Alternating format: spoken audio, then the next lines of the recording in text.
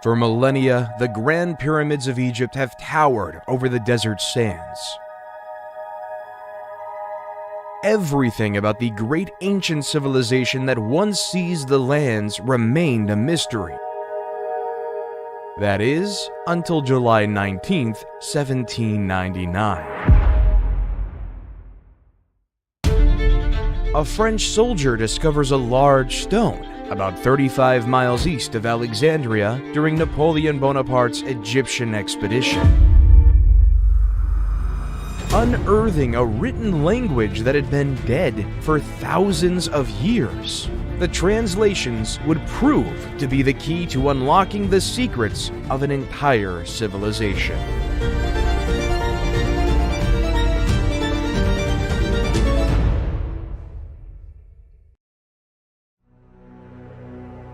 Egypt is the gift of the Nile. That's what Herodotus, the father of history, said. Since the Nile is the lifeline, as it provided Egypt with water for the cultivation of crops, which led to the burgeoning of civilization all along the length of the Nile Valley. The river strip that divided the Egyptian territory into two parts provided a favorable environment for the rise of civilization when the Nile Valley began in the Miocene times, cutting it into its current shape. The various geographical resources effectively contributed to the state's foundation. As a result of the annual floods that spread the fertile soil to the east and west over the centuries, mud deposits built up. When the water recedes and flows along its banks, the agricultural year begins, making Egypt one of the first agricultural communities that ever existed in human history.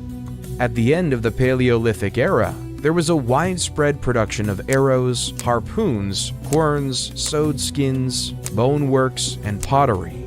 Carbon-14 tests, on the other hand, were used by researchers to demonstrate that corn was harvested in a Neolithic silo on the edge of Fayum between 4600 and 4250 BC. Later, people built shacks and huts out of reeds and solid mud and sowed corn on the muddy soil of the Nile marshes. Ancient Egypt was divided into two territories, Upper Egypt and Lower Egypt. Lower Egypt lay to the north, where the Nile extended out with its several branches to form the Nile Delta.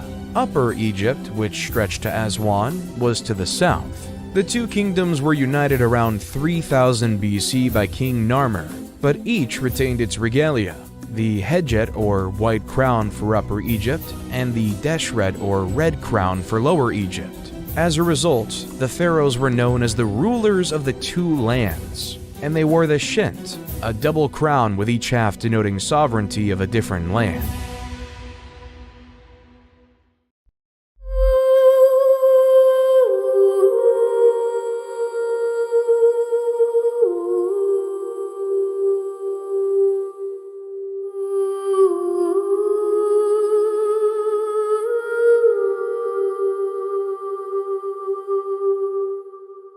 The pre-dynastic period in ancient Egypt is the period preceding documented history, encompassing around 6000 to 3150 BCE from the Paleolithic to the Neolithic age and on to the founding of the First Dynasty.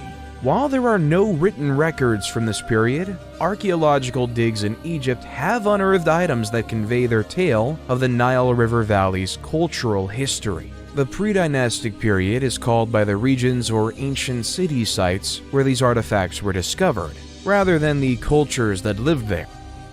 The Halfen culture thrived circa 30,000 BCE in the area between Egypt and Nubia, giving birth to the Cadon and Sibyllian cultures around 10,000 BCE, and the Hierophant culture. All of these cultures are hunter-gatherer societies that gradually grew more sedentary and settled into more permanent settlements based on agriculture. The Fayum Oasis is a natural basin located southeast of the Giza Plateau that gave home to the Fayum A civilization during 9000 to 6000 BCE. These people lived in the vicinity of a vast lake and made their living through agriculture, hunting, and fishing.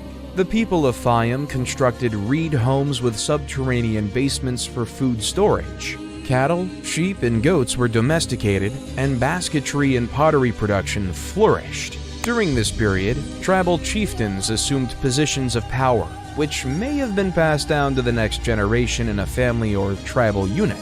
Communities went from tiny tribes traveling together to large groupings of diverse tribes living in the same region all the time. The Fayum-A culture gave rise to the Merimde during 5000 to 4000 BCE, which was named from artifacts discovered at the location of that name on the western side of the Nile Delta.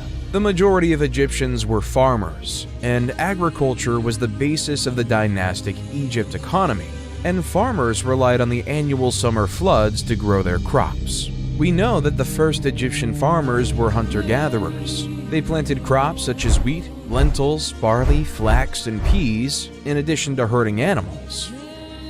According to what was found on a location in the western side of the Nile Delta, the oldest levels of Merimdi Beni Salama that evolved between 8000 and 4000 BC, in addition to the Fayum Basin, both dating back to the Neolithic era. The Nile Valley's convex terrain encouraged the development of several basins, which in ancient times were flooded with floodwaters every year that brought silt and mud that fertilized the soil. These basins, of which 130 have been found, served as the irrigation system's reservoirs in ancient Egypt. Granaries were made of clay jars or baskets that were buried up to their necks in the earth. The El Omari culture, about 4000 BCE, developed on these achievements by building circular homes of higher complexity with plastered mud walls. All of these cultures evolved and flourished in Lower Egypt, Northern Egypt closest to the Mediterranean Sea, whereas Upper Egypt civilization formed later. The inhabitants of the Badarian culture lived in movable tents, like their ancient forefathers, but preferred fixed homes. Following the Badarian period came the Amratian period, also known as Naqada I, which constructed more complex homes with windows and hearths, wattle and daub walls, and windbreaks around the main entryway.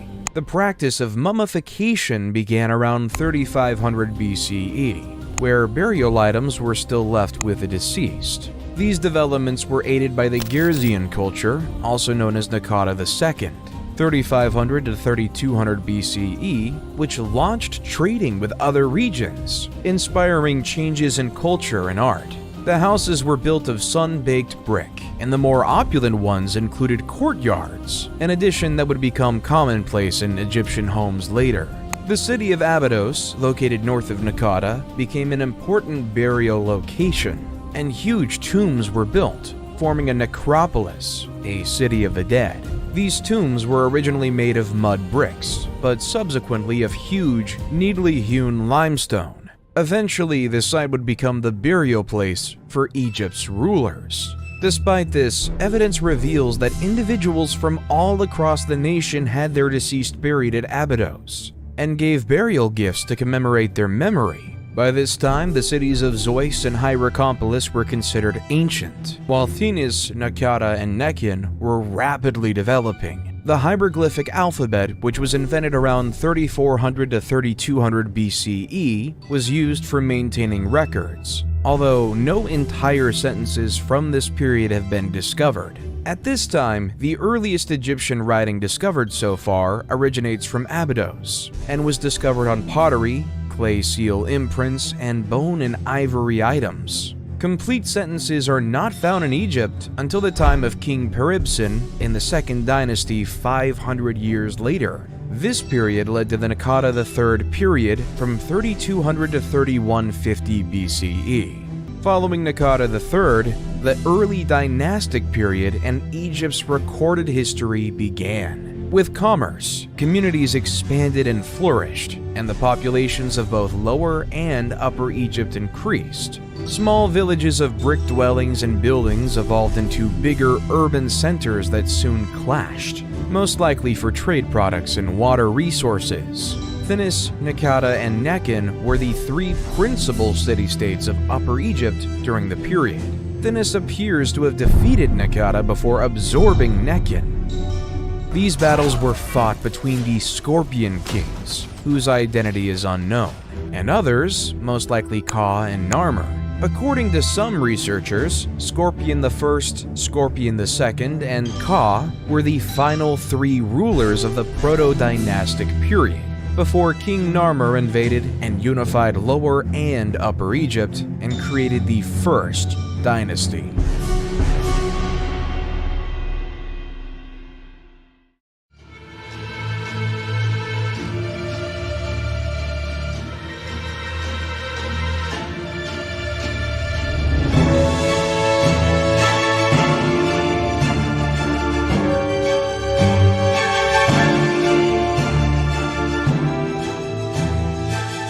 The early dynastic period in Egypt began in the years 3150 to 2613 BCE. This marks the beginning of the country's historical era in which Upper Egypt, the south, and Lower Egypt to the north were unified as one country under centralized authority. During this time, the divine rule of the monarch started, and a distinct Egyptian culture emerged, including the development of writing, arts, and sciences. Menes, the first king of Egypt, was a ruler of Upper Egypt, presumably from Thinis or Hierakonpolis, who defeated the other city-states around him before conquering Lower Egypt around 3150 BCE. Narmer married the princess Neithotep of Naqada in an arrangement to enhance the links between the two towns. He undertook military operations in Lower Egypt to quell revolts and expand his territory into Canaan and Nubia. He sponsored massive construction projects, and urbanization developed throughout his reign. Hor-Aha, Narmer's son, is assumed to have succeeded him in 3100 BCE, continuing his father's military expansion and increasing trade. He was notably interested in religion and the concept of the afterlife, and it was under his reign that the Mastaba tomb was built. Hor-Aha was replaced by his son Jur in 3050 BCE, who followed in his father's footsteps. His son Jet, about 3000 BCE, married Princess Mernith and is considered to have taken leadership of the nation after his death. It is uncertain whether she governed as regent for her infant son Den or as queen, but her reign is notable for being the first time a woman is recorded governing in ancient Egypt. Den, about 2990 BCE, is regarded as the greatest monarch of the First Dynasty and reigned for 50 years. His reputation as an efficient monarch stemmed from his economic advances, military conquests, and the stability of his rule, as proven by expensive construction projects and elaborate works of art. Den is the first monarch to be represented wearing the crowns of Upper and Lower Egypt, showing that he ruled over a unified nation. Den was succeeded by two additional monarchs, Enegib and later Semerkhet, both of whom had tough reigns marked by insurgency. The dynasty ended with the Ka's reign, during which his heirs struggled for the throne and were defeated by Hotep Sekemui, who established the Second Dynasty. Internal strife and a lack of, or misunderstanding over, records ruined the Second Dynasty, 2890 to 2670 BCE. None of the Second Dynasty monarchs have reliable dates, and several of the kings' names appear to be repeats of earlier rulers. Hotep Sekemui, which means two powerful ones at peace, is a prime illustration of this issue.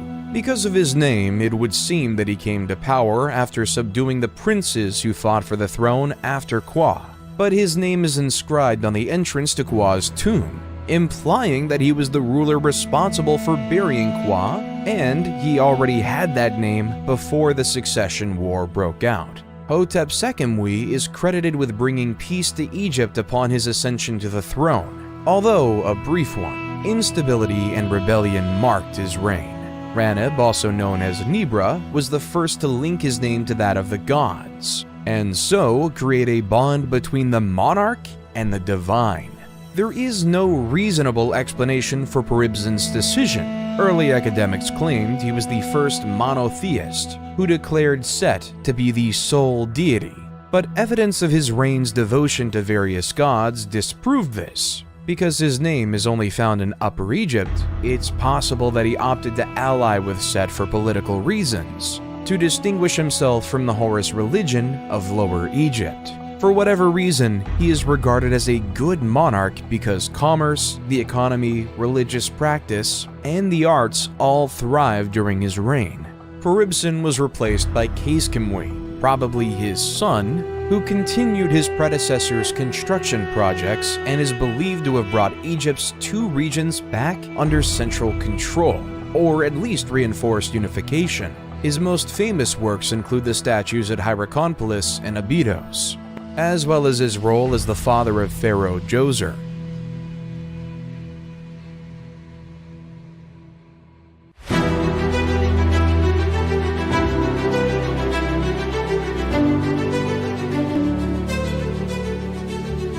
The Egyptian Third Dynasty starts with King Djoser, best known for his step pyramid at Saqqara. Manetho's timeline is hazy on who Sennacht was when he governed in the Third Dynasty and even his name.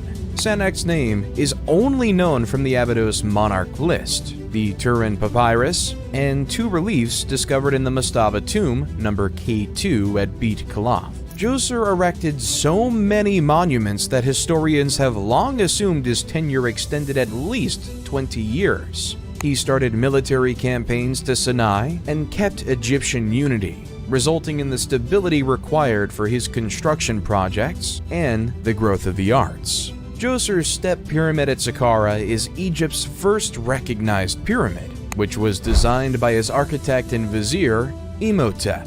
Imhotep was a vizier, sage, architect, astrologer, and chief minister under Djoser, the second pharaoh of Egypt's Third Dynasty, who was later deified and worshipped as the god of medicine in Egypt and Greece, where he was associated with the Greek deity of medicine, Asclepius. He is thought to have designed the step pyramid in Memphis's Saqqara necropolis. This pyramid, which has 6 steps, is the world's oldest surviving stone monument. An inscription carrying his name on a statue of Djoser uncovered near the Saqqara pyramid site attests to Imhotep's high status in Djoser's court.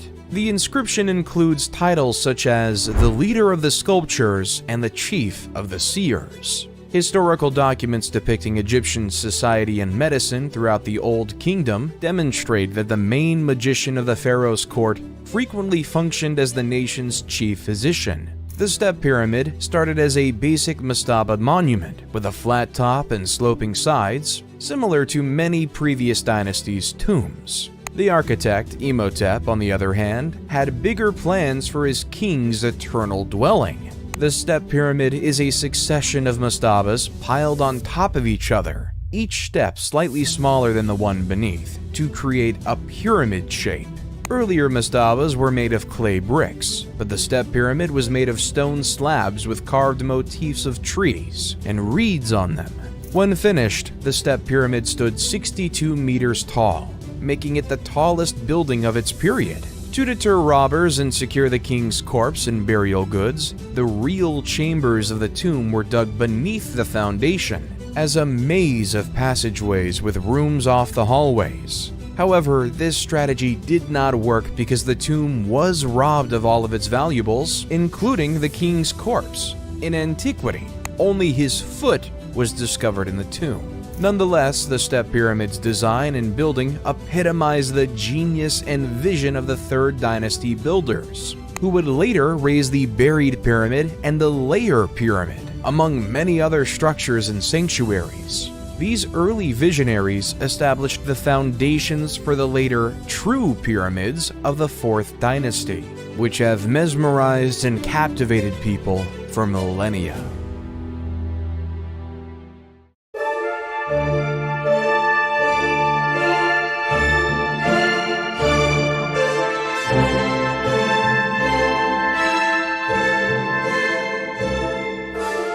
The Old Kingdom of Egypt is also known as the Age of the Pyramids or the Age of the Pyramid Builders, because it contains the Great Fourth Dynasty, during which King Sneferu mastered the craft of pyramid construction, and the pyramids of Giza were built under the reigns of Khufu, Khafre, and Menkaure.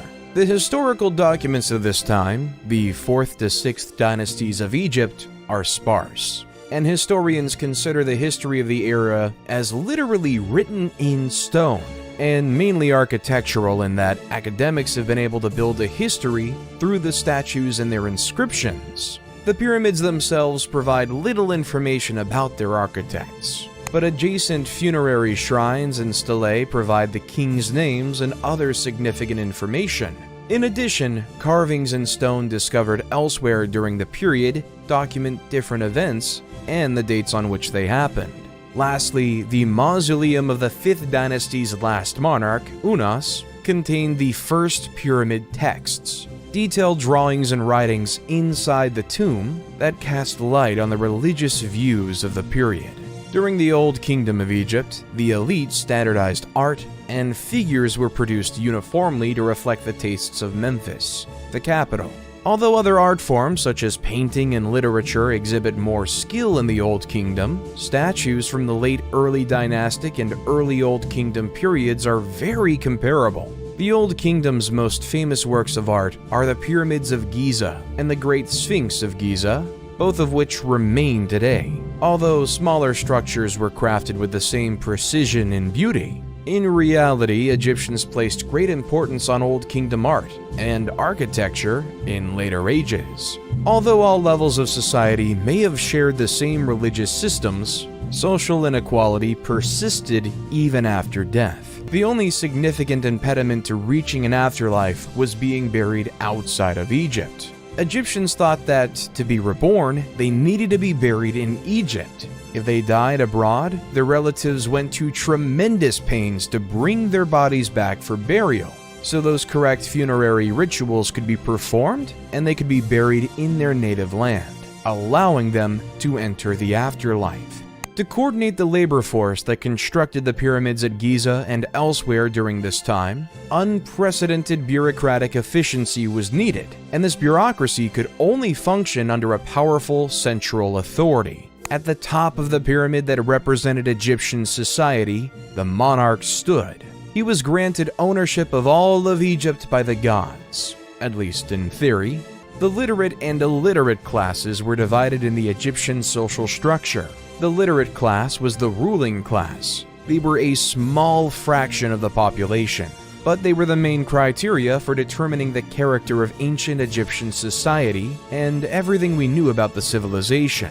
Individuals were frequently more important than the positions they held. As a result, while the king established the scope of bureaucratic power, effective administration was ultimately dependent on the same pool of literal aristocrats without whom the king could not govern, and we'll state some of them as follows. Because an Egyptian king could not personally control every area of society, the role of the vizier was established as early as the early dynastic period.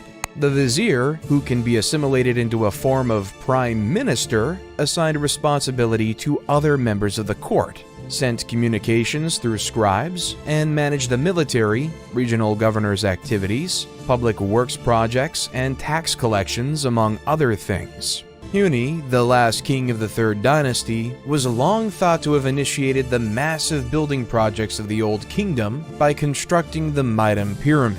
But credit for the Mitam Pyramid goes to Sneferu, the first king of the 4th dynasty, who may have been Huni's son by one of his minor queens. Sneferu began the Old Kingdom's golden era, with his most noteworthy achievements being the 2 pyramids constructed for him at Dashur. Sneferu started his work with the pyramid at Mitam, known as the False Pyramid, due to its shape. It resembles a tower more than a pyramid, and its exterior casing is surrounded by a massive mound of gravel. The Pyramid of Mitam was Egypt's first real pyramid, but it did not last. This is because changes were made to Imhotep's initial pyramid design, causing the exterior casing to sit on sand rather than rock, causing it to fall.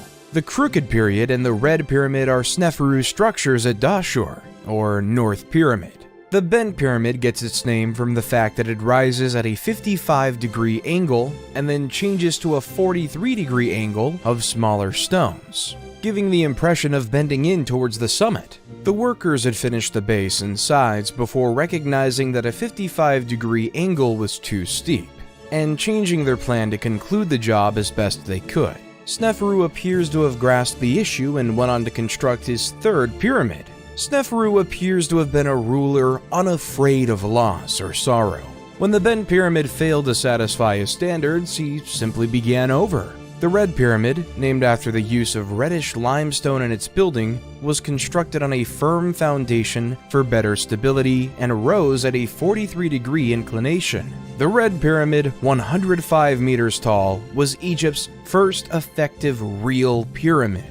It was originally encased in white limestone, as were the other later pyramids, which crumbled away over time and were collected by locals for other construction projects. Following in the footsteps of Djoser's complex at Saqqara, Sneferu had mortuary temples and the other structures built around his pyramids, with priests overseeing day-to-day activities once the red pyramid was finished. All of this points to the stability of his rule, which he bequeathed to his son Khufu when he died. The ancient Greek authors referred to Khufu as Cheops, and he's best known for his Great Pyramid at Giza. In their works, the Greeks portrayed him as a tyrant who oppressed the people and compelled them to labor for him against their will. This perception may have been created by the tales contained in the Westcar Papyrus, a compilation of 4 stories written about the kings of the 4th dynasty and found by Henry Westcar in around 1824 CE. The papyrus contains 4 tales recounted by Khufu's sons, including one in which King Khufu summons a sorcerer who claims to be able to reconnect a decapitated head to a body. And some academics read his actions in requesting a demonstration as malicious or careless. During the reign of Khufu, Egypt became even wealthier as a result of his military battles against Nubia and Libya, as well as his lucrative trade deals with cities such as Byblos. He also invested in agricultural innovations to improve the livelihoods of his people. During his reign, the world's first documented dam was constructed in Wadi Jarawi, a mountain range west of modern Helwan. This dam improved water availability for farms and others in the town. The Great Pyramid of Giza is the final of the ancient 7 wonders of the world and a distinguishing emblem of Egypt. It is situated on the Giza Plateau near the modern city of Cairo and was constructed over 20 years during the rule of Khufu. Although many hypotheses exist regarding the pyramid's purpose, the most generally acknowledged idea is that it was built as a tomb for the king. However, how it was constructed remains a mystery to this day. Historians continue to dispute the idea of ramps going around the outside of the building to move the blocks into position. These theories persist despite a growing body of evidence proving that the pyramid was constructed by the ancient Egyptians using technical means that were most likely so common to them that they felt no need to document them. Nonetheless, the complexity of the interior passages, shafts, and chambers, as well as the nearby Osiris shaft, encourages the persistence of these fringe theories, as does the mystery of how the pyramid was built at all, and its orientation to cardinal points. A prominent figure during that time, called Hemeyunu, was the vizier during the reign of Khufu in the 4th dynasty, and one of the king's relatives. He was in charge of building his Great Pyramid and keeping an eye over its construction works, and he was buried near Khufu's pyramid. The construction work of the pyramid was done by expert and unskilled laborers employed by the state for the job. These employees either offered to pay off a debt, performed community service, or were paid for their time. The annual inundation of the Nile River was important for Egyptian survival because it distributed rich soil from the riverbank all across the shore's farmlands. However, it also made farming those lands impossible during the flood. During these times, the government supplied work for farms by constructing large monuments. These were the individuals who performed the real physical labor of moving stones, elevating obelisks, constructing temples, and constructing the pyramids that continue to amaze and motivate people today. Khufu was replaced by a family member outside the legal line called Djedefre after his death. Djedefre was Khufu's son, but he did not appear to be his designated heir. Some scholars believe Djedefre built the Great Sphinx of Giza, while others believe Khafre, his sibling and successor, built it. The Sphinx is the world's biggest monolithic monument, showing a recumbent lion's torso with a king's head and visage. Historically, this king's visage has been identified as Khafre's, but Dobrev and others believe it's Khufu's. It appears to have been constructed by Khafre because it is exactly in line with his pyramid complex, and the Sphinx's face resembles Khafre more than Khufu. Khafre's pyramid is the second largest in Giza, and his complex is almost as big as his father's. Little is known about his rule. According to Egyptian texts, he continued his father's policies and government model by concentrating power in the hands of his closest family members and exerting strict control over policies and laws.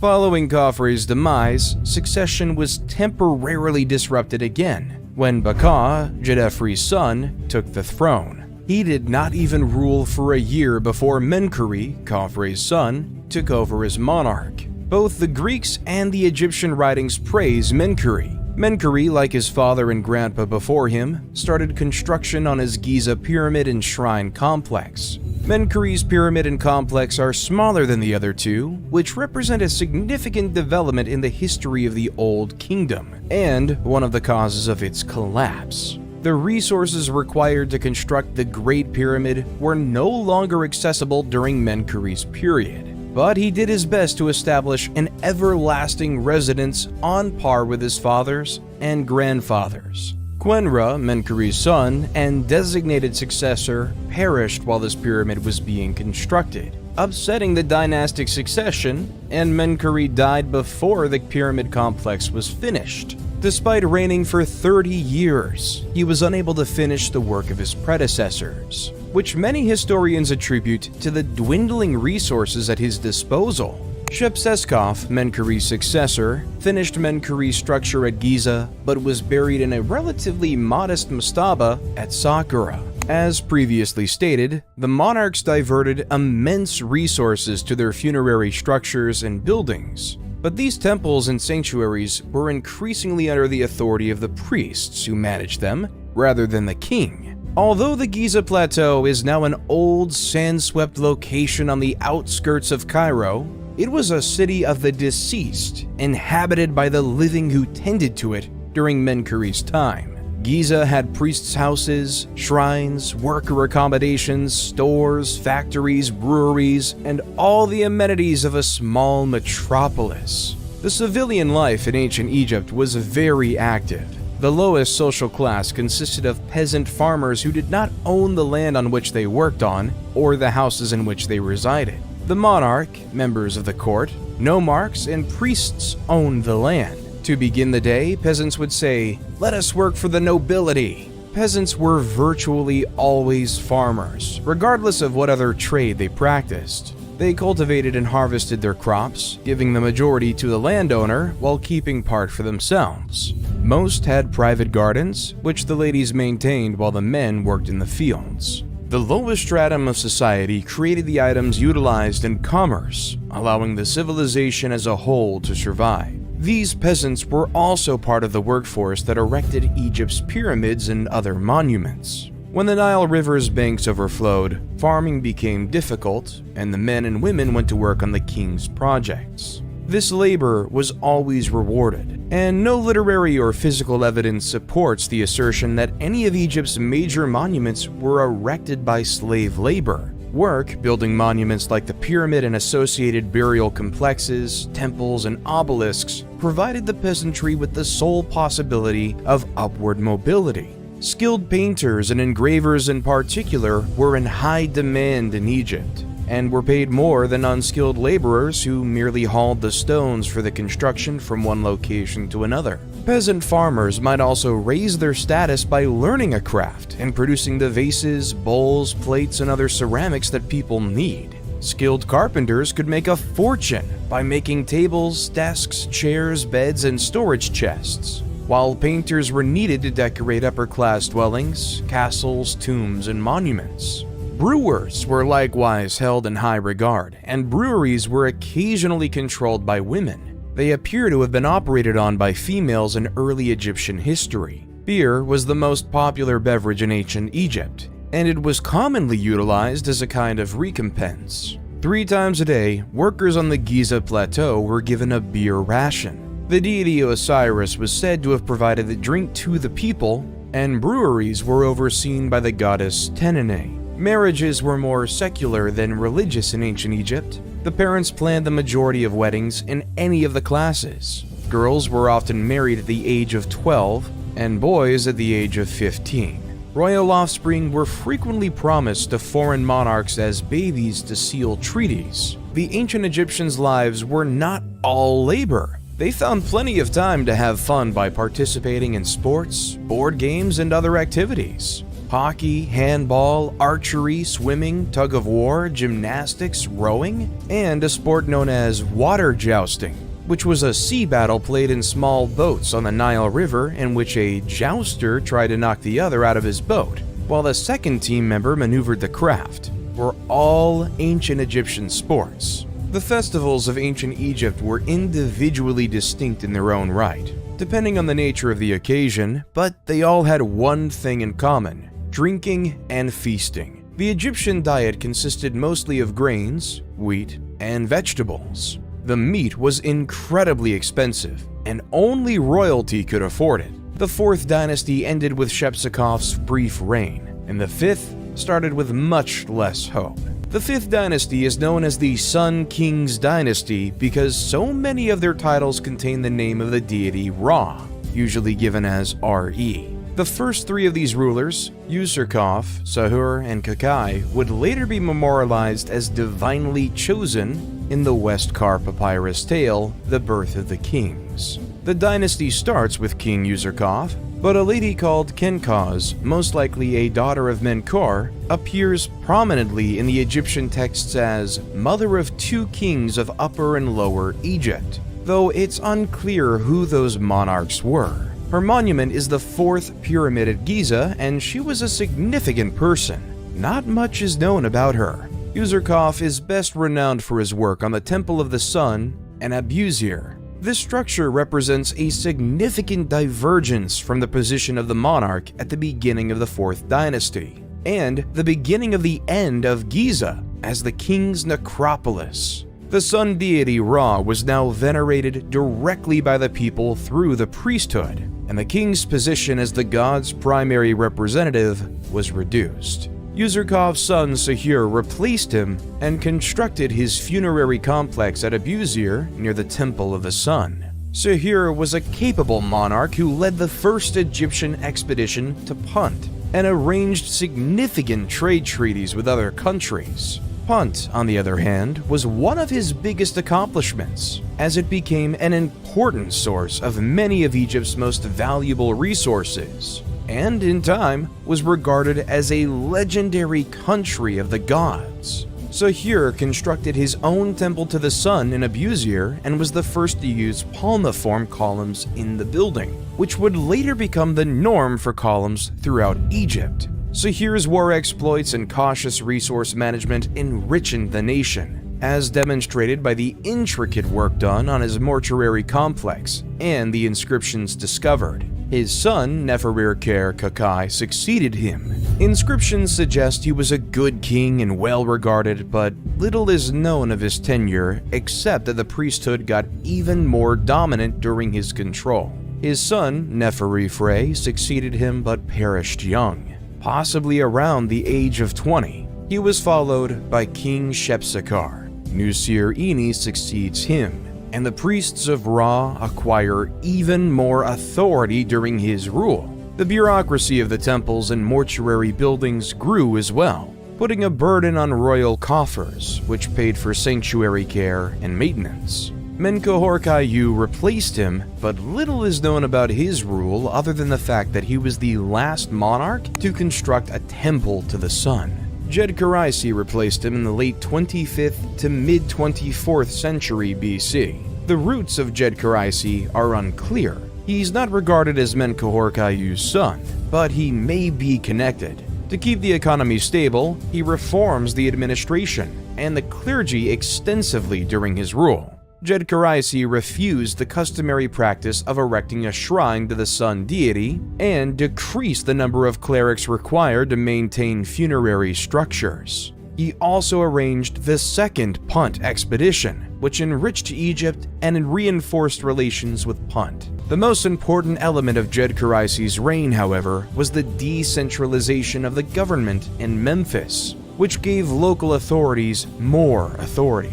Djedkaraisi was replaced by his son Unas, the reign of whom is little documented. Unas was the first Egyptian king to have the interior of his tomb decorated and inscribed with what became known as the Pyramid Texts. These inscriptions depict the king in communion with Ra and Osiris. The position of the king was already considerably reduced when the 6th dynasty started. Local officials and bureaucrats built more elaborate tombs than nobles during the rule of the first monarch, Teti. Teti was killed by his bodyguards according to the 3rd century BCE historian Manetho, an act that would have been inconceivable earlier. He was replaced by Userkure, who may have been involved in the assassination plan. His reign was brief, and he was followed by Merer-Pepi I, during whom the nomarchs gained authority. By the end of the Old Kingdom, the political power had fragmented and the system was decentralized. The restoration of central power was a lengthy process that lasted well into the 12th dynasty. Because of the breakdown of central power, political authority passed into the hands of the nomarchs, who took complete control. This pattern persisted during the reigns of Merenre-Nemtumsaf I and Neferkare-Pepi II, who ascended to the kingdom as a child and perished as an old man, signifying an incredible rule of nearly a century. During Pepi II's lengthy rule, the Old Kingdom gradually crumbled. The increasing influence of provincial nomarchs and the clergy eroded the central government's and king's authority. Pepi II was followed by Merenre-Nemtumsaf II, with a very short reign, and the dynasty ended with Neterkar, who is identified by some scholars and Egyptologists as the Queen Nitocris from Herodotus's account of an Egyptian queen who avenges her brother's murder by drowning his killers at a banquet. Pepi II had outlived any heirs to the throne and appears to have been a pretty ineffective monarch in his final years. When drought caused famine in the country, there was no effective central authority to react to it. The Old Kingdom terminated with the 6th dynasty because no powerful ruler ascended to the throne to guide the people. Local authorities focused on their areas and lacked the means and motivation to assist the rest of the nation. As the 6th dynasty died out, Egypt gradually descended into the first intermediate period.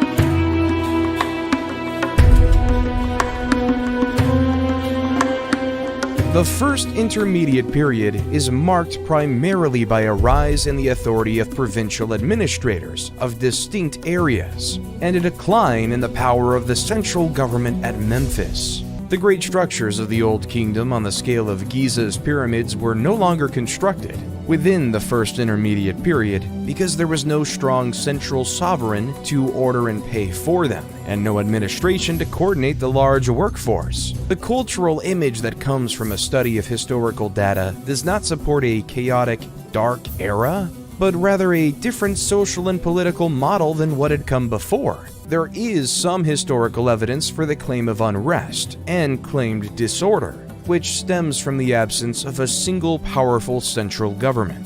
The country's different regions were essentially self-governing. The dearth of information about the kings of the 7th and 8th dynasties attest to their ineffectiveness. Their identities and dates will be forgotten in Egyptian annals. The ancient city of Memphis was abandoned at some time by rulers who saw themselves as the heirs of the Old Kingdom kings. The rulers of the 9th and 10th dynasties then seized Heracleopolis as their center and declared themselves Egypt's real kings. Intef, a Theban nomarch who bore the customary epithets of Great Overlord, of the Nome, and Overseer of Priests, came to prominence in Thebes around 2125 BC and opposed the authority of Heracleopolitan kings. Intef I established Egypt's 11th dynasty and provided the push for the country's unity. During the Middle Kingdom, he was known as Intef the Mighty,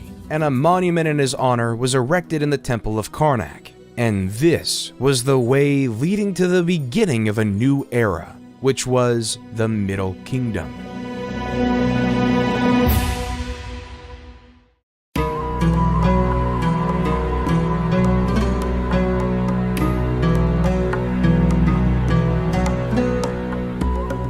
Although Mentuhotep II was known as the Second Menes, who united Egypt and ushered in the Middle Kingdom period, the road to that unity was laid out by Intef I and his successors. Mentuhotep I, approximately 2115 BCE, followed Intef I's path and conquered the neighboring nomes for Thebes, considerably increasing the city's stature and strength. His initiatives were carried on by his predecessors. Mentuhotep II used these early victories to ultimately beat Heracleopolis and then punish those nomes who had stayed faithful to the old kings while rewarding those who had honored Thebes. Mentuhotep II devoted his time after the process of unity to the ruling, military accomplishments, and construction projects. Mentuhotep's successor, Mentuhotep III, reigned during 2010 to 1998 BCE, maintained and expanded his programs. He dispatched an army to Punt and strengthened the northern delta's borders. Mentuhotep IV replaced him. His entire 7-year rule is silent, but he most likely continued his predecessor's policies effectively because the nation is thriving when Amenemhat replaces him as monarch.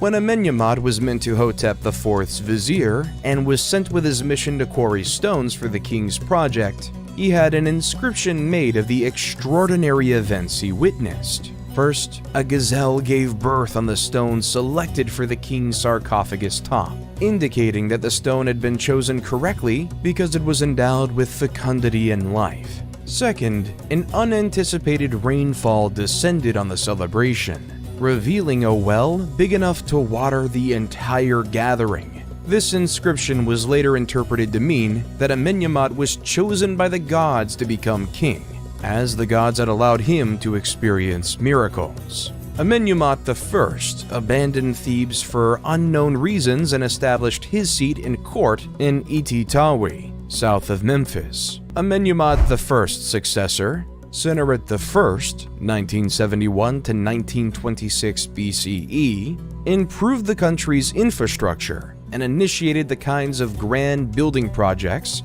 that had characterized the Old Kingdom and represented the king's power, including a temple to Amun at Karnak, which sparked the construction of the Great Temple complex there. Amenemhat I had followed in the footsteps of Intef II and Mentuhotep II by restricting the authority of local nomarchs and priests, and giving power only to those most trusted in the family. Sennacherib I continued the same strategy. The administration of the 12th dynasty was so effective that, unlike the Old Kingdom, it kept wealth centralized with the monarch while allowing for the development and prosperity of individual regions, without allowing them to become too strong. The king governed all of Egypt, but specific officers were rewarded for their devotion. The Egyptians developed various advanced ways of irrigation systems, and to keep track of the water levels, they built nilometers to gauge the height of the flood and to determine the taxes levels supposed to be paid. Canals were dug to provide water to different areas when Sennaret II decided to turn the Fayum area into an agricultural center. He developed a specific irrigation system with a dike that transported water from Lake Moeris, which resulted in crop prosperity in the area. He was also behind the construction of the White Chapel, a building important to historians and academics because it contains a record of all the nomes of the period. Sennaret I was followed by Amenemhat II, 1929 to 1895 BCE, who may have governed alongside him. The practice of co-regency was unique to the Middle Kingdom, in which a younger man, the monarch's selected heir, usually a son, would govern alongside the king to learn the position and guarantee a seamless transfer of power. Scholars disagree on whether this practice was truly followed, though there is no question that it was followed by Amenemhat II and his successor Sennaret II, 1897 to 1878 BCE. Double dates for two rulers on official cartouches indicate co-regency. Amenemhat II's reign is little known, but Sennaret II is noted for his excellent ties with the regional nomarchs and improved prosperity of the nation. It's worth noting that during Sennaret II's rule, local officials thrived just as they had at the end of the Old Kingdom, but this did not cause the kingdom the difficulties that it had previously. Sennaret II was followed by Sennaret III, 1878 to 1860 BCE, the most potent monarch of the period, whose reign was so prosperous that he was deified during his lifetime. His rule is characterized by military advancement into Nubia, as well as a rise in Egypt's riches and influence. Sennaret III exemplified the Egyptian cultural value of military ability, and quick action was the pinnacle of the warrior king. He was thought to be unbeatable at the helm of his troops. His expeditions into Nubia widened Egypt's borders, and the fortifications he erected along the boundary facilitated commerce. He also conducted an expedition into Palestine, and as a result, trade ties with that area improved. And to control flood and direct irrigation waters, the ancient Egyptians built earth and stone barrages and dams, such as El Lahan Dam, which was erected during the reign of King Amenemhat III, who ruled in the 12th dynasty following the reign of Sennaret III, as he wanted to make good use of the floodwaters for the irrigation system, and to protect the state from destructive high levels of inundation water. Early November, before the water had entirely left the basins, was the time when preparations for planting season began. Before fields were prepared for planting, irrigation facilities were repaired or cleared, and property lines were reevaluated. And since ancient Egyptians were known to document every detail of their daily life, we have seen the process of growing and harvesting the grain depicted in great detail in various tombs paintings. Various crops were planted widely, which made food types plentiful in Egypt, such as emmer wheat, which was used to make bread and beer, grapes for wine, palm dates, doom palms, figs, sycamore, and papyrus, whose stems were used to make paper-like scrolls for writing, and also was a great material to make sails, cords, and even mats. Various tools were used by the farmers during the planting process, such as a very interesting one called shadaf. It's a hand-operated device used to lift water from the river, which consists of a long pole with a bucket hung on a rope from one end, and the other end has a weight attached to it. It was either used to fill jugs with water to transport them, or even to run water in small canals along ditches. However, it's normal when people wonder how such a civilization in ancient times managed to erect huge buildings and move colossal statues without having the technology we have in the current modern world. Some scenes from tombs of high officials have proof of how the whole process of moving huge statues was done.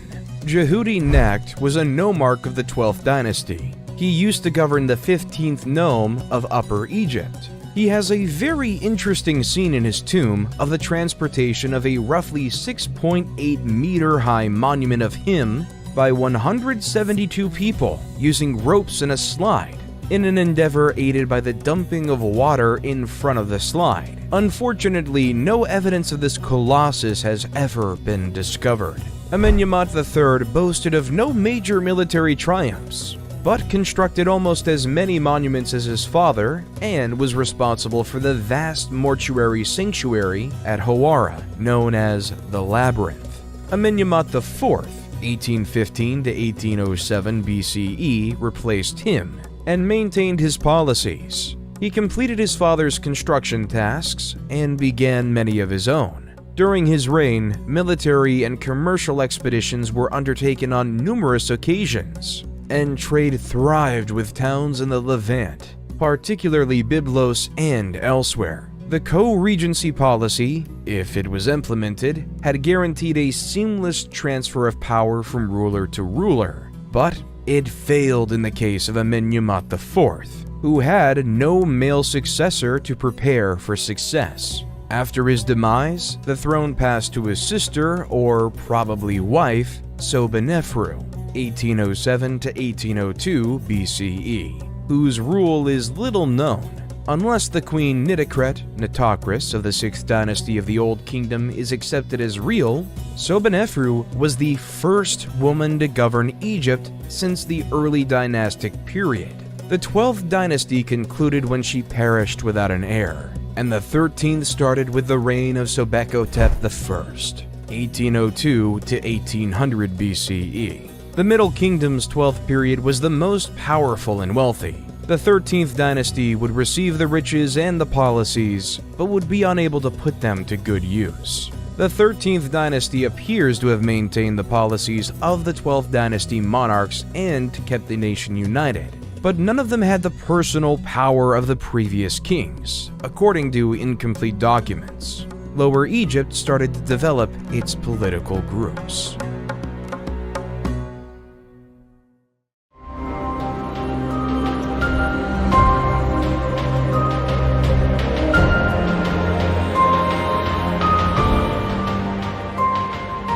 This era starts when the Egyptian rulers of the 13th dynasty relocate the capital from Tawai to Thebes, the former capital of the late 11th dynasty in Upper Egypt, thereby weakening their grip on the north. Amenemhat I, 1991 to 1962 BCE, established the tiny settlement of Hutwaret in the far north at the start of the 12th dynasty, which developed into a commercial hub with easy access to the sea and road paths to Sinai and the area of Palestine. During the 13th dynasty, effective trade and immigration brought an increase of Semitic people to Avaris, who ultimately grew wealthy and powerful enough to wield governmental power in the nation. These individuals were known to the Egyptians as Hekakosset or Hyksos. The name of the Hyksos remains unclear. Many hypotheses have been proposed, including the possibility that they were refugees escaping the Aryan invasion of Asia. The Nordic invasion hypothesis has been debunked, as has this assertion. The Egyptians refer to them as Asians, but this was a word used for anyone beyond the country's eastern boundary, from the Levant to Mesopotamia. During the late 13th dynasty, the Egyptian monarchs ceased supplying the border fortifications located in Nubia, and no additional soldiers were stationed there. The troops, who were already stationed at the forts, were never returned to Egypt, and the former garrisons became their permanent residence. These troops served as commerce intermediaries between the Egyptian city of Thebes and the Kingdom of Kush. As the 13th dynasty neglected matters to the south, just as they were doing to the north, the Kingdom of Kush developed into a centralized power, with its capital at Kerma. Some of the ancient Egyptian fortifications along the border were destroyed at some time, presumably during an assault, though this is unclear. What is evident is that as Egyptian government in Thebes disregarded Kush's influence in the south, Kush's power increased, and the boundary became more flexible. The troops who had been left behind no longer saw it as their duty to protect against invasions, and had grown more acclimated to the role of traders than military men by this point. The monarchs documented for the latter portion of the 13th and 16th dynasties are non-Egyptians, or at the very least, do not have Egyptian names and are considered Hyksos rulers. Their timeline is muddled, and some names are only known from ceremonial items, while others are only known from pieces of kings' lists, making dating problematic. The Hyksos achieved economic dominance of the eastern delta and then pushed north, negotiating treaties and forging contracts with various nomarchs, governors, of other districts in Lower Egypt, until they had conquered a sizable amount of territory and could exert political authority. Once established in Avaris, the Hyksos elevated Egyptians to positions of power, adopted Egyptian customs and attire, and absorbed Egyptian deity worship into their own beliefs and ceremonies. The Hyksos monarchs established Egypt's 15th dynasty, but once they were evicted, the invading Thebans destroyed all traces of the Hyksos in Egypt. Only a few Hyksos rulers are known by name thanks to the ruins of inscriptions and other texts discovered at Avaris and elsewhere, including the best known, Apepi. Apepi was also known as Apophis, and had an Egyptian name related to the giant snake Apophis or Apep, the sun god Ra's nemesis. At the same time the Hyksos rose to prominence in northern Egypt, the Nubians rose to power in the south. The Middle Kingdom's 13th dynasty, like Lower Egypt's, had forgotten to pay attention to its southern frontier. Thebes remained Upper Egypt's capital, but instead of dominating the entire nation, it was wedged between the Hyksos in the north and the Nubians in the south. According to Manetho, Apepi of the Hyksos wrote to the Theban king, Seqenenrunta, 1580 BCE, "Do away with the hippopotamus pool to the east of the city, for it prevents me from sleeping day and night." The message was most likely about the Theban practice of hippopotamus hunting, which would have been insulting to the Hyksos, who worshipped Set and included the hippo in their religious observances. Tao, rather than complying with the request, saw it as a challenge to his autonomy and marched on Avaris. His mummy indicates that he was slain in battle, and this, together with the events that follow, reveals that the Thebans were vanquished in this fight. Tao's son Chamos took up the cause, lamenting bitterly in an inscription about having to pay the Asiatics taxes and dealing with outsiders to the north and south of him and his kingdom.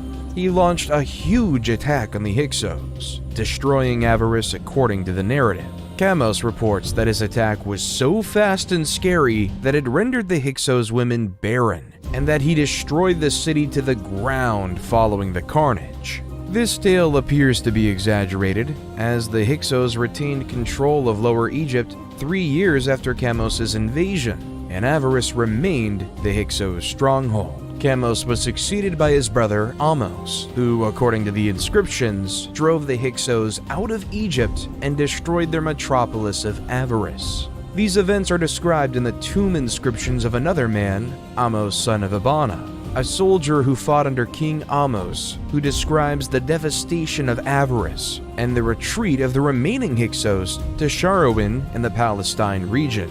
Ahmose then besieged this city for 6 years until the Hyksos fled again, this time to Syria, although what happened to them after that is unknown.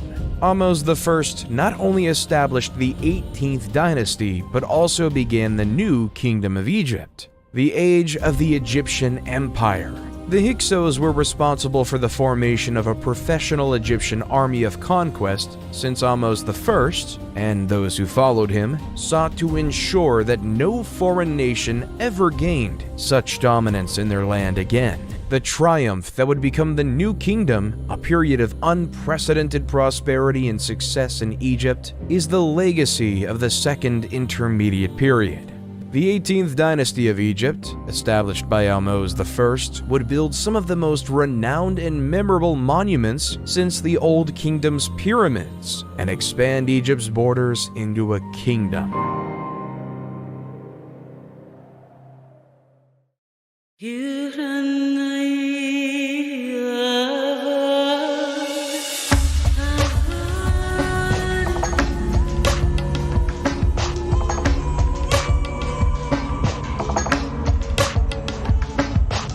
Ahmose I realized that the Hyksos had been able to establish themselves so securely because previous Egyptian monarchs had permitted them to.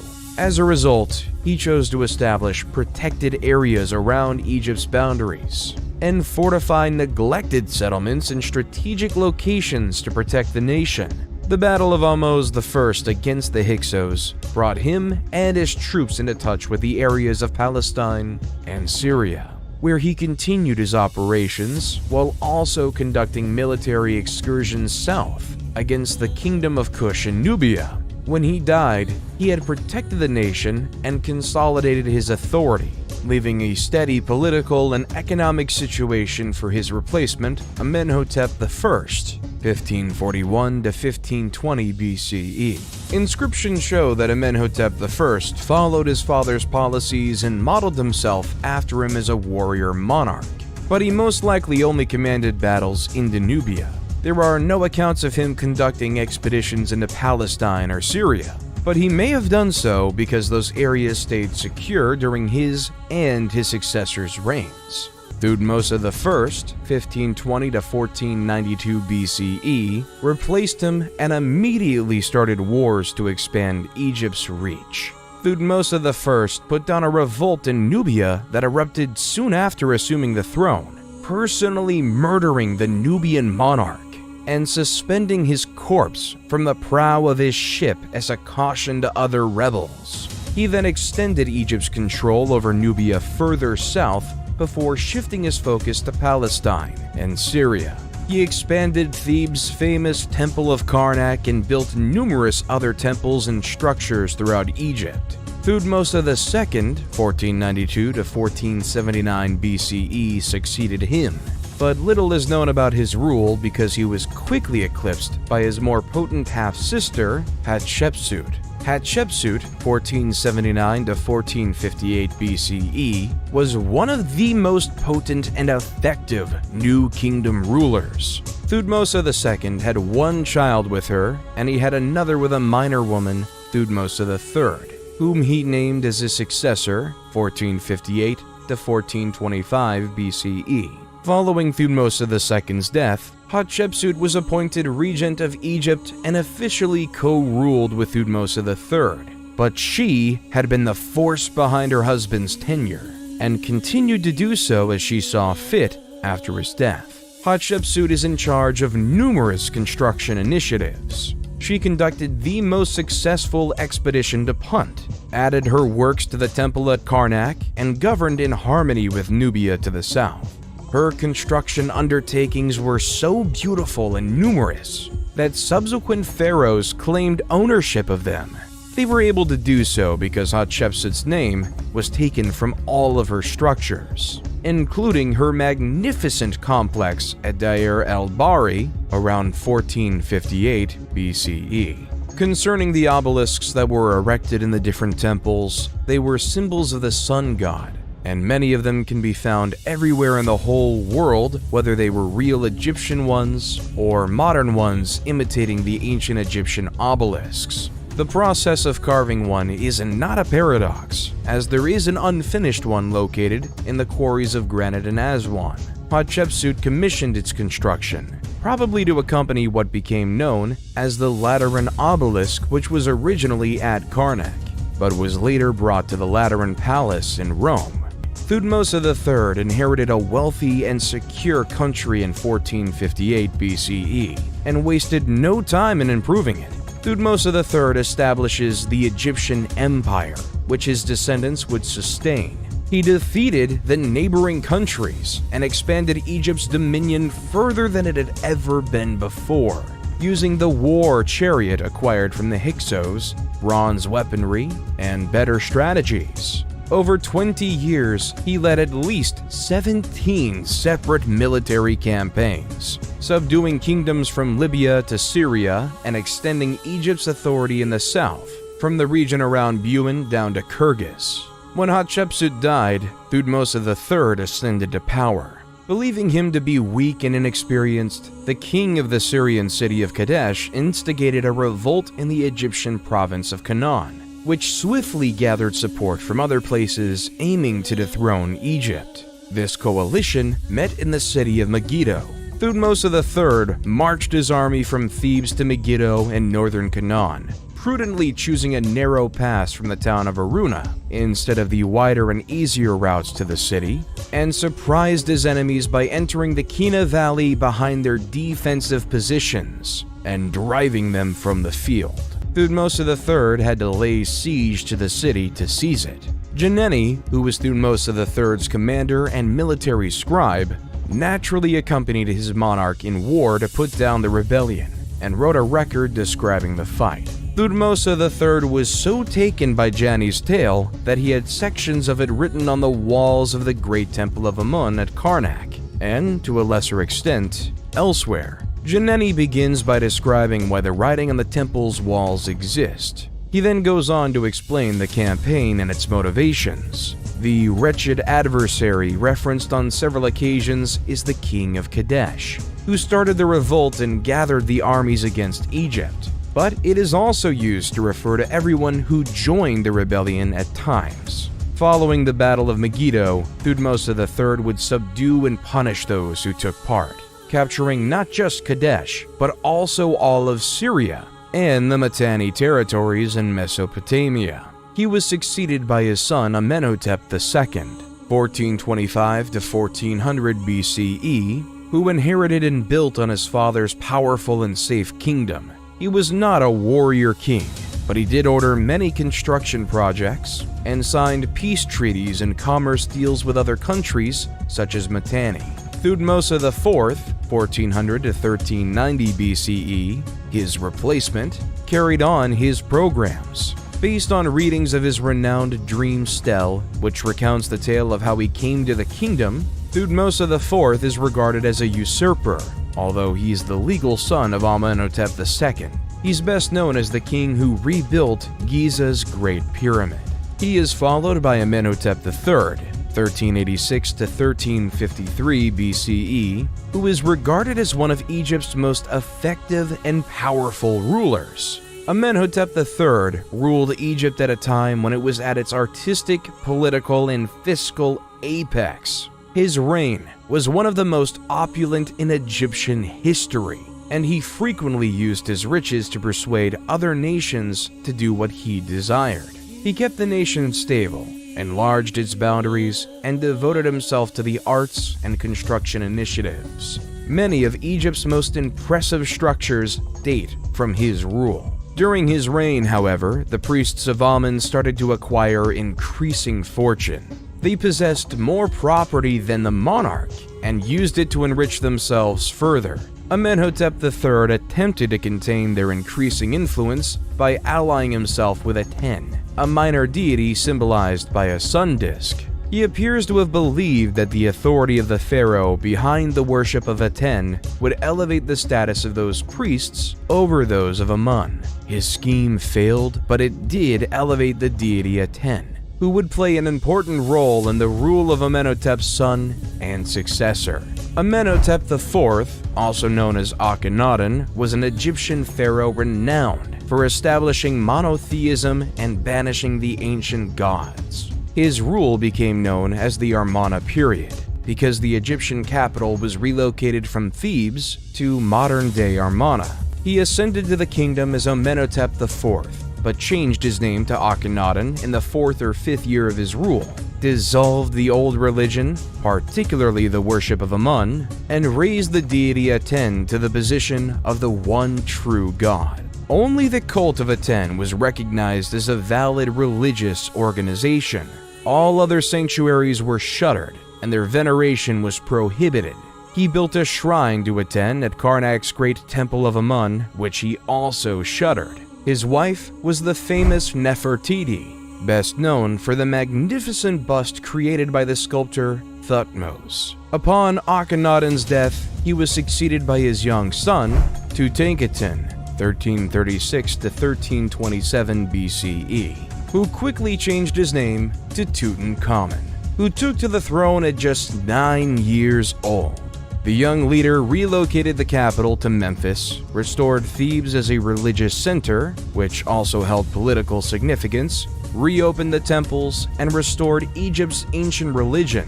although he instituted significant changes that helped secure the nation. He's best known for his magnificent tomb, which Howard Carter found in 1922.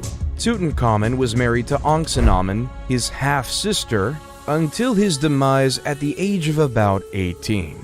Ankhsenamun may then have married the vizier A, possibly 1324 to 1320 BCE, who some experts believe replaced Tutankhamun, or she may have attempted to reign on her own.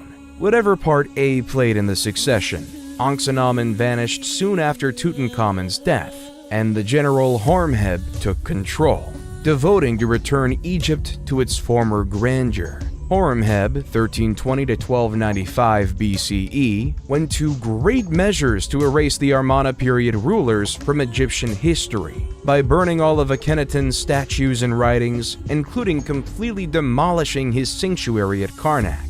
Horemheb defended traditional Egyptian religion and customs. Relationships with other countries and Egypt's infrastructure were ignored during Akhenaten's rule. Horemheb returned Egypt to its previous glory, though he was unable to bring it back to the heights of Amenhotep III. He perished without an heir, and his vizier Parames seized the kingdom as Ramses I, establishing the 19th dynasty. Ramses I was an elderly man when he ascended to the kingdom, and he swiftly named his son Seti I as his successor. Ramses I resumed Horemheb's task of rebuilding Egypt's sanctuaries and shrines, as well as adding to the vast Temple of Amen at Karnak. He gave Seti I the authority to lead military missions to reclaim areas lost during Akhenaten's rule. When he passed, Seti I ascended to the throne and continued Egypt's reform and revival, adding his own touches to the big project at Karnak, and grooming his successor for dominance, his son Ramses II, 1279 to 1213 BCE. He is the most well-known pharaoh of Egypt today. Ramses II governed Egypt for 67 years, and the magnificent temples and monuments he constructed in celebration of his conquests and accomplishments still stand as a testament to the wealth of his reign. There is hardly any ancient Egyptian site that does not mention Ramses II, and the story of his triumph in the Battle of Kadesh in 1274 BC is legendary. However, one of his greatest acts as pharaoh was not one of battle, but one of peace. The forging of the first peace treaty in history. Anatolia's Hittites had been gaining prominence since the 2nd millennium BC, and by 1530 BC they had surpassed Babylonia as a notable nation, and they were putting Egypt to the test. Letters of intent had been addressed to the 18th dynasty's king Akhenaten, but he had never responded or taken note of Hittite activities along his boundaries. Horemheb had waged unsuccessfully against the Hittites, who had grown even more strong by the time of Tutankhamun, Akhenaten's successor, and were daring enough to garrison districts on or near Egypt's borders. When Horemheb became pharaoh in 1320 BCE, he initiated a more forceful campaign against the Hittites and secured Egypt's frontiers, although the problem of the Hittite invasions was never fully overcome. Seti I had gained Palestine and Kadesh for Egypt, but happy with the victory, had made no plans for the city's defense. Now, Ramses II of the 19th dynasty had to cope with the problem of the Hittite invasion, and gathered his forces at Pur-Ramses in 1274 BC to remove the Hittites from Kadesh and weaken their army. Riding in his chariot at the head of 4 divisions, 20,000 soldiers, Ramses II marched his first division so quickly that he soon outdistanced the other 3. Near Kadesh, 2 Bedouins were apprehended and asked about the whereabouts of Muwatalli II and his army, to which they replied that the army was nowhere near Kadesh and that Muwatalli II feared Egypt and the young king. The Bedouins, however, were Hittite spies, and Muwatalli II had already fortified Kadesh with his chariots, 3,500 of them, and troops, 37,000 men, waiting just over the next hill. According to some combat accounts, Ramses II caught several more spies who told the awful reality about his condition, but the information arrived too late. Ramses II had separated himself from the rest of his army in his haste to seize Kadesh and vanquish the Hittite ruler. Just as the Hittite chariots slammed into his camp, he dispatched messages to the other 3 divisions. The Taw division arrived in time to prevent an Egyptian army defeat, and Ramses II personally led the remaining Aman division into action many times, pushing the Hittite soldiers back onto the Orontes River, where many perished. Muwatalli II just only marched from Kadesh's walls to trap Ramses II's forces between his army by the river and his advance. But for unexplained reasons, he chose to stay in the city and never committed his reserve men to fight. Ramses II declared a great triumph at Kadesh and had a scribe record his narrative of the wonderful fight. Muwatalli II's version differed significantly, most notably in claiming Kadesh as a Hittite victory. While Ramses II did not capture the city, he did break the Hittite army on the field. And while Muwatalli II kept possession of Kadesh, he did not destroy the Egyptians as he had intended. Meren-Ptah was Ramses II's 12th son, and not his designated successor. He only became pharaoh because all of his siblings had perished during their father's lengthy rule. Meren-Ptah soon adopted his father's image of a warrior monarch, defeating the Libyans in combat and repelling an attack on the Sea Peoples. His description of his exploits include the well-known Meren-Ptah stele, which contains the first reference to the Israelites as a tribe. Going forth to the 20th dynasty, Ramses III was the new kingdom's last powerful king. After Horemheb restored the ancient faith, the priests of Amun's authority grew steadily, drawing income and influence away from the monarchy. Throughout the Ramessid era of the 20th dynasty, the condition deteriorated. The concept of having a war was existing as the threat of the people was remarkably increasing, which forced Ramses III to declare war over them. The nationality of the Sea Peoples is unknown because the only records of their activities are from Egyptian sources that only describe them in the terms of battle, such as the record from the Tanis stele, which reads in part, "They came from the sea in their warships, and none could stand against them."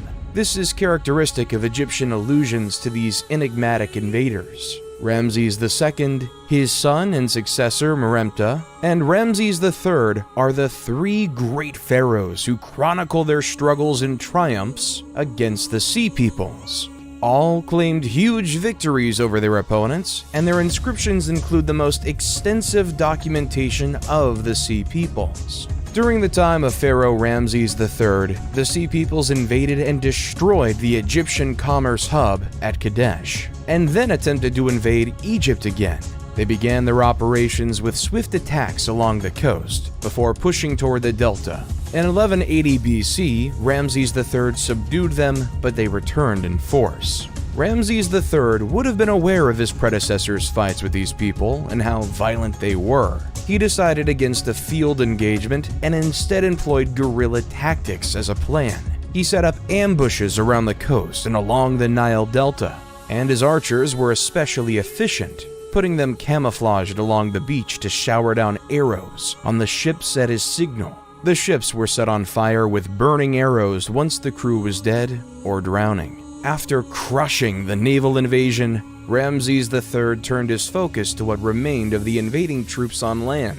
He used the same tactics as previously, and in 1178 BC, the Sea Peoples were defeated off the coast of Zeus.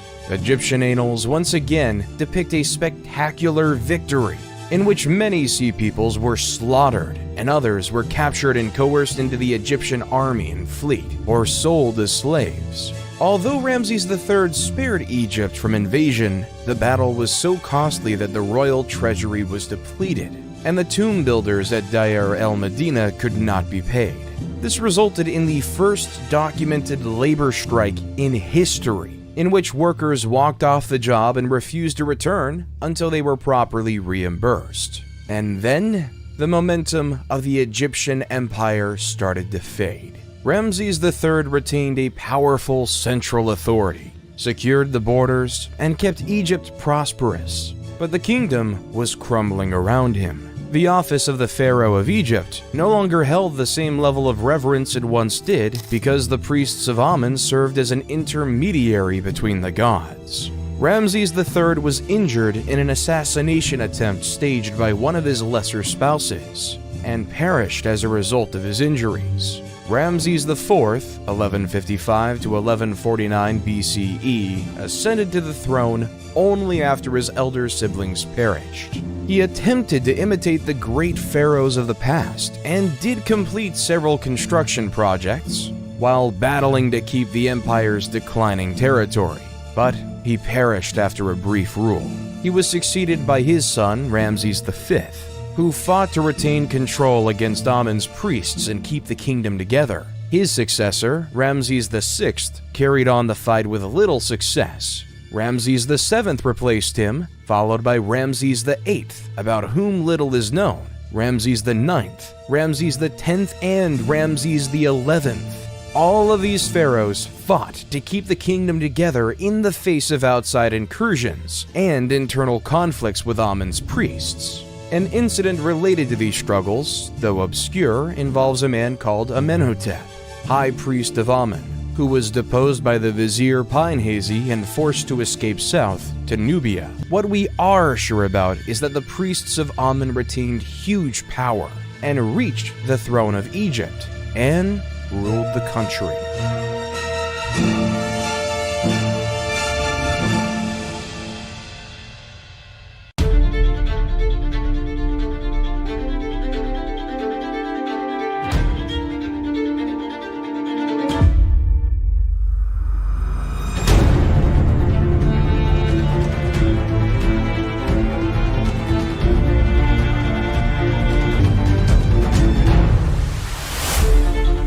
Smendes, 1077 to 1051 BCE, a ruler of Lower Egypt who governed from Tanis, interred Ramses XI. Following the Egyptian custom, a monarch was buried by his successor, and Smendes asserted his legal right to govern by relocating the capital from Per-Ramses to Tanis. However, by this time, the priests of Thebes had grown strong enough to assert their authority to rule, and the nation was divided between Tanis's control over Lower Egypt and Thebes's rule over Upper Egypt. Contrary to popular belief, this split did not end in civil conflict or internal strife. Smendes was strong enough to be noticed, but he only controlled Lower Egypt, and not much of it. He governed around the same period of Thebes' high priest Herihor, who reigned from around 1080 to 1074 BCE. Herihor was a general of the troops, as were all Amun's high priests, but he had little impact outside of Thebes. This would be the dominant model for the majority of the Third Intermediate Era. Individual nomarchs were strengthened at the cost of either part of the central government, as in the First Intermediate Period, and both Tanis and Thebes failed to exercise any major influence over the nation as a whole. The 22nd dynasty, which governed publicly under Libyan titles, was also Libyan. Shoshenq I, 943 to 922 BCE, established it after unifying Egypt and embarking on war operations reminiscent of Egypt's empire days. Shoshenq I reformed Tanis's administration and Thebes's clergy. The clergy would no longer be a hereditary post, but rather one of nomination by the monarch, as would be the choice of God's wife of Amun. His military operations revitalized Egypt's economy, and the nation started to approach the Egypt of the New Kingdom during his reign. Osirkin II ascended to the throne in 872 BCE and kept the nation together, but after his rule, Egypt split into distinct kingdoms governing from Heracleopolis, Tanis, Sais, Memphis, and Hermopolis in Lower Egypt, and Thebes in Upper Egypt. To the south, the Kushite ruler Kashta, 750 BCE, saw Egypt's vulnerability and moved to exploit it.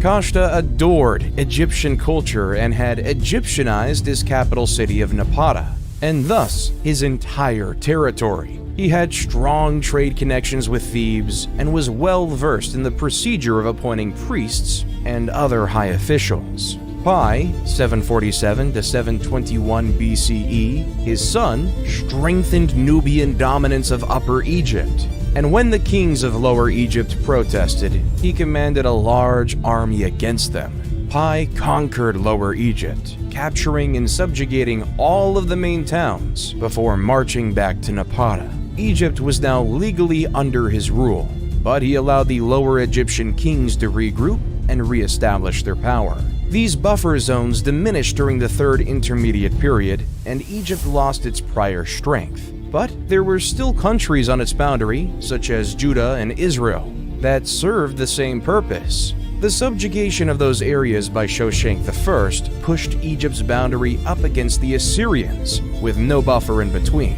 Moving forth to the 26th dynasty, Psammetichus I was a powerful ruler who instilled in his people the grandeur of Egypt's past by restoring it through massive projects, renovations, restorations, and military feats. His son, Necho II, 610 to 595 BCE, continued his father's legacy by conducting military battles, ordering construction projects, and expanding the military. The Egyptians were never great seafarers, and Necho II recognized this by establishing a fleet of Greek mercenaries, which proved quite successful. Necho II is regularly portrayed as a great warrior and military commander who strengthened the nation he had inherited. During the reign of Amasis II, he was successful in reforming government spending while also stimulating the economy and directing war operations. Egypt came together behind his leadership and thrived once more, with a thriving economy, secure boundaries, and prosperous commerce. Building projects, temples, and other works of art were finished, and Egypt's reputation regained some of its lost lusters. He was replaced by his son Psammetichus III, 526 BCE, who was a young and inexperienced king who was ill-prepared for the difficulties he faced. Cambyses II, the Persian monarch, had sent to Amasis asking for one of his daughters as a bride. But Amasis, not wanting to obey but also trying to prevent confrontation, sent Apries' daughter instead, who was his predecessor. This former Egyptian princess was profoundly offended by Amasis' choice, particularly since it had long been Egyptian policy not to transfer noble women to foreign monarchs as wives. When she arrived at Cambyses II's palace, she disclosed her true identity, and Cambyses II vowed to revenge Amasis' slander by sending him a fake bride.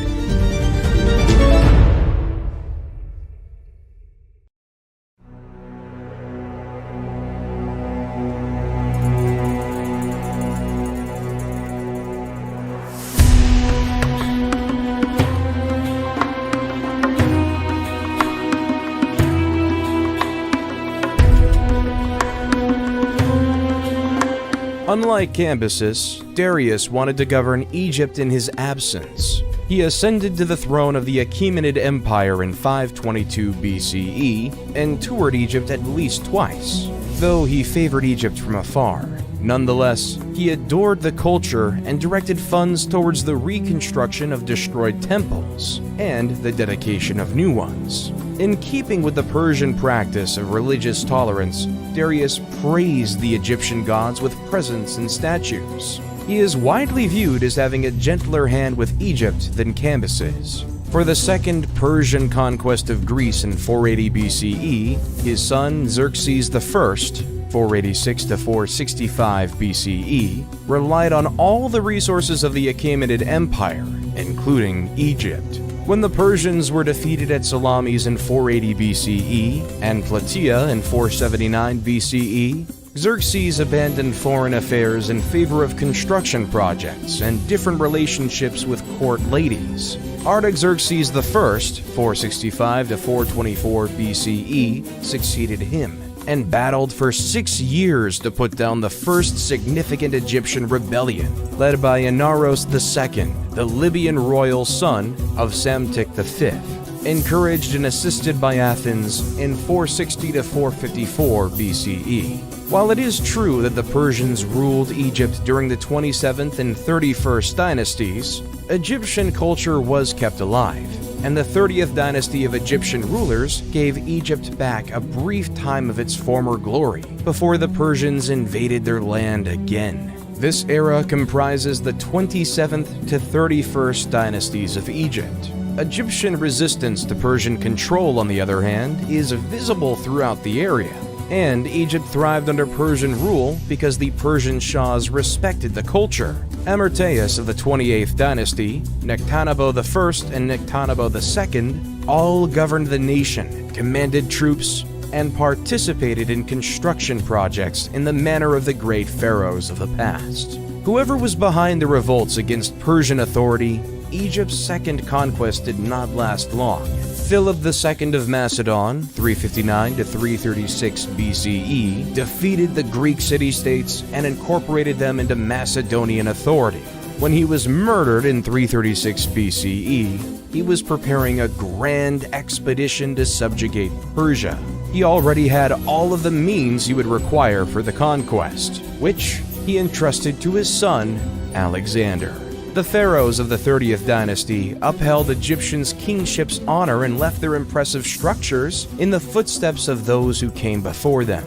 So, while the late period may be considered the end of Egyptian sovereignty, it should not be considered the end of Egyptian civilization. Even today, Egypt's cultural accomplishments inspire respect, if not fear, and remain among the most popular and intriguing of the old world. Although times changed, current modern Egypt in the 21st century might look like a coming forward version of ancient Egypt. The Nile River is still sacred to the Egyptian people, and they still celebrate the same festivals of the ancient times, such as the spring festivals. The food is quite inspired by the authentic ancient food. The traditions are still there, and even the last development form of the ancient language called the Coptic is still spoken in Egypt in churches' prayers and the middle of their Arabic dialect. The modern people are proud of the legacy. It was seen in the parades that were done in Cairo for the transportation of the mummies to the civilization's museum, and the reopening of the Alley of the Sphinxes in Luxor.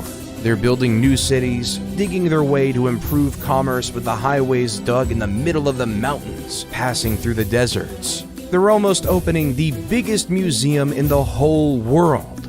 Excavations unearth every day new discoveries which might lead soon to a discovery similar to that of the tomb of Tutankhamun in 1922. And this land will always remain an attractive mystery, dazzling and enchanting people from all over the world with its magic and history.